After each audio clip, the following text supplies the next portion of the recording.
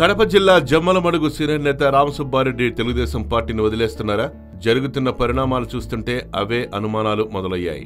రెడ్డి వైసీపీలో చేరుతున్నట్లు ఆ మధ్య బాగా ప్రచారం జరిగినా ఎందుకో తర్వాత ఆగిపోయింది.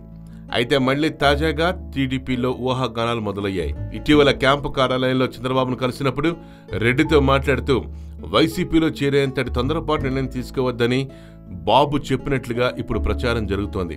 దాంతో రెడ్డి వైసీపీలో చేరే విషయంపై ప్రచారం ఊపందుకుంది.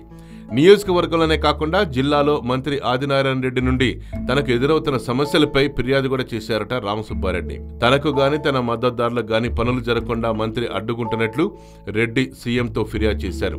తన ప్రత్యర్థి ఆదినారాయణ రెడ్డి ఉద్దేశపూర్వకంగానే తనను ఇబ్బంది పెడుతున్నట్లు మండిపడ్డారు.